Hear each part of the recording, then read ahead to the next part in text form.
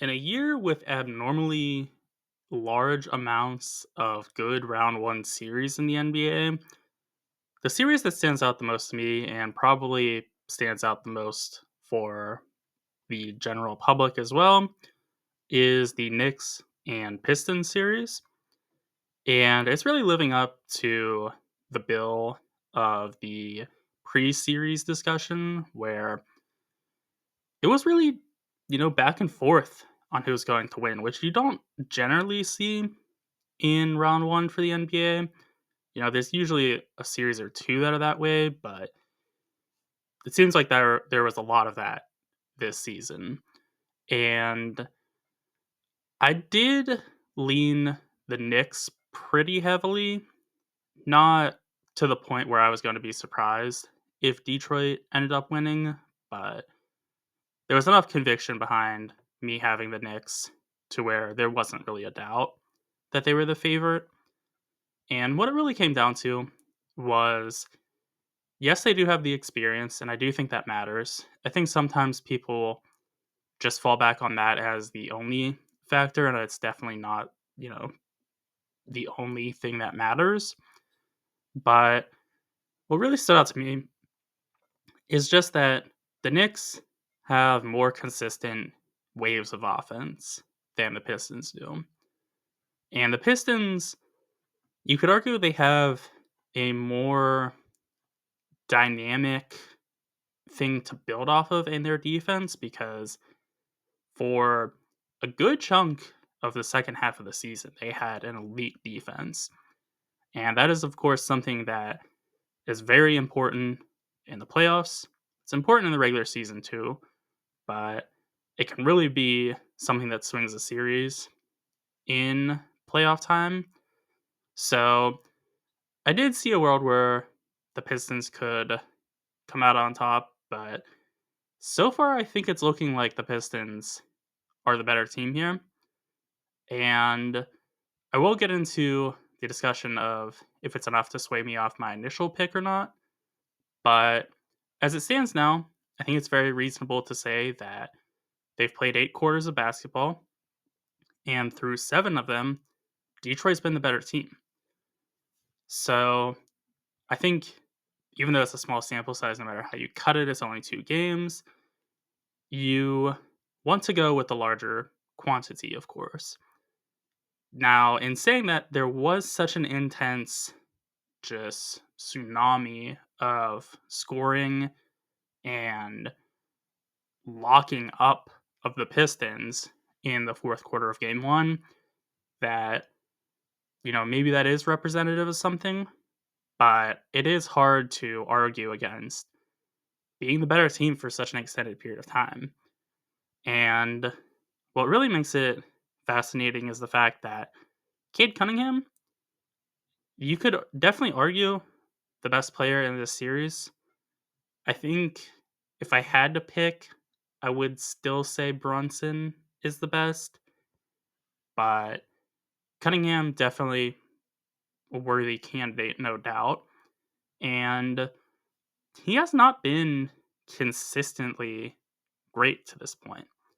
It's hard to say consistently because again it's 2 games, but he really came on in the second game and he basically saved, his stats and his reputation to a degree as well because game 1 was really really rough.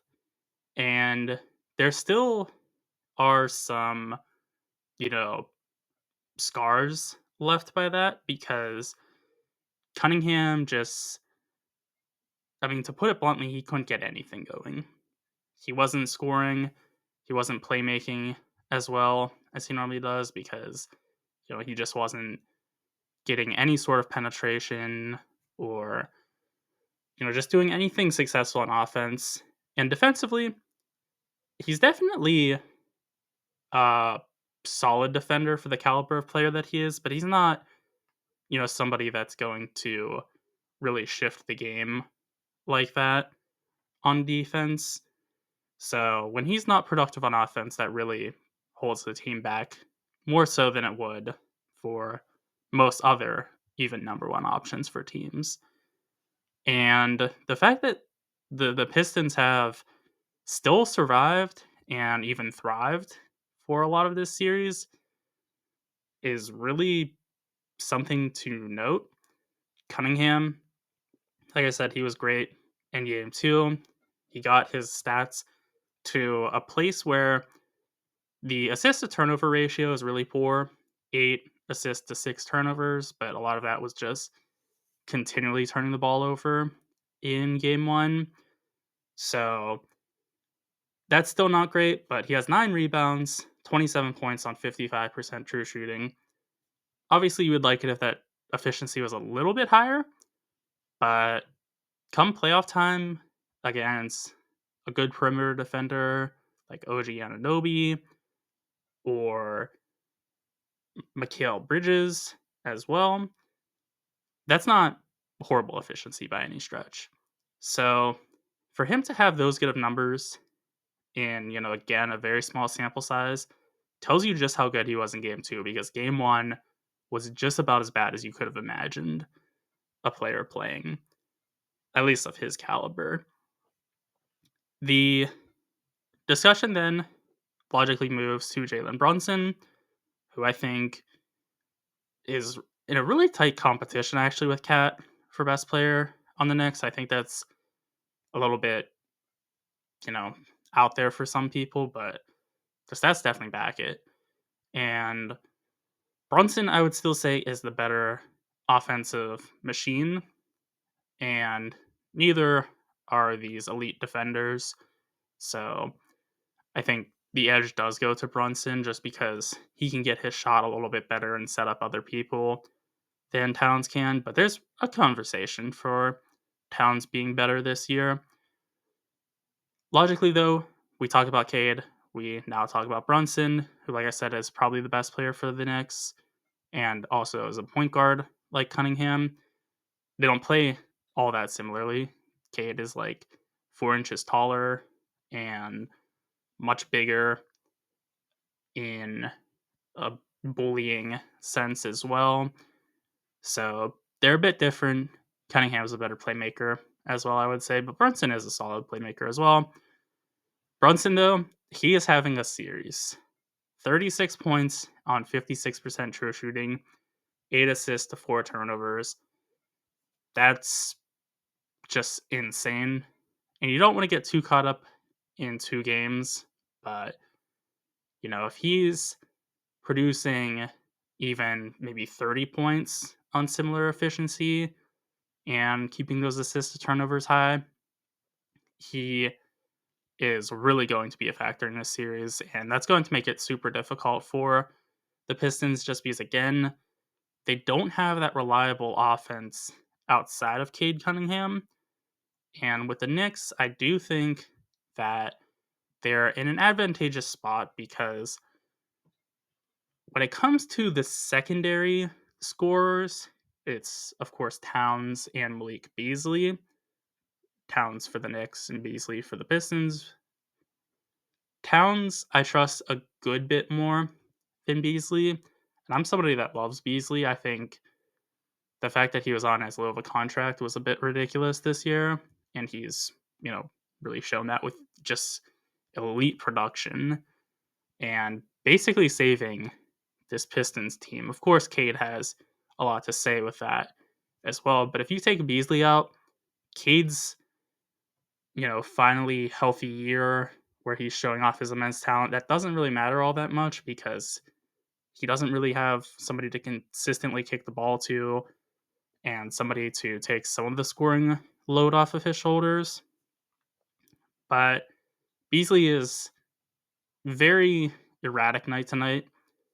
There's going to be games where he puts up 25 points. There's going to be games where he puts up 10 points. He can't miss from three. He can't hit from three. So I like Towns a little bit more, even though he can be a little bit similar. I think it's a little more contained, that he has like maybe a 5-point range instead of a 10-point range for Beasley on a night-to-night basis. And Towns is also, going to get you some value on the boards and he's a bit better as a defender than Beasley is as well.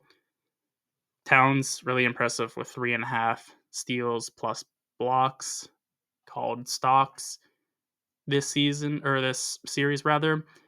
So that's really impressive. And they're getting really good support from their third best offensive hub as well in OG Anunoby. I think Anunoby is pretty clearly their third best player because the offensive production is pretty similar between Bridges and him, but defensively Anunoby is elite and Bridges is not.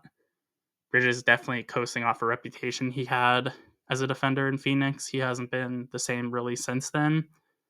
Anunoby just giving you 17 points. I should mention too, Towns, 17 points on 64% true shooting, 9 boards. That's, good stuff. You want to see more production scoring wise, but there's just times where he's not getting the ball, so it's kind of hard. But yeah, I definitely want to lift that up. Beasley, 15 points on 54% true shooting. So Towns much more efficient and similar types of players, despite being, half a foot different in height. So Anunoby, though, get that 17 points on 54% true shooting. Definitely fine with that with him. 6 boards and then 4.5 stocks. That's awesome. Doing so, again, as the best defender for the Knicks as well. And Mikal Bridges, definitely not producing at too high of a level so far. 14 points on 50% true shooting. You want to see about like 57% true shooting for reference. So that's not, too good what he's doing there. And again, the defense just isn't at the same caliber as OG's. So with all of this said, this has become even murkier for me because whereas I could have seen a world where Detroit would win before the series started, I'm a little bit more climbing in their direction. And now I went from like maybe 65% Knicks to like 57%. I do still have, some conviction behind the Knicks, but it's definitely shrunk.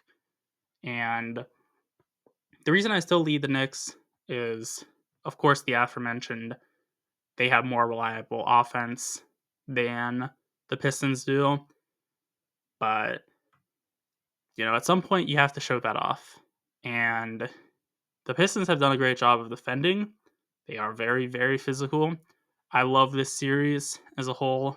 It's just, I think, the best thing out right now because it's two very talented teams, and you can tell they both really, really want it, which is something that sounds ridiculous because it's playoff times, and, it's also the NBA. You feel like players should really want it at all points, but it's at an exceptional level here. I don't know if it's as feisty. Yeah, I would say it's not as feisty as Milwaukee and Indiana, but it's not much different.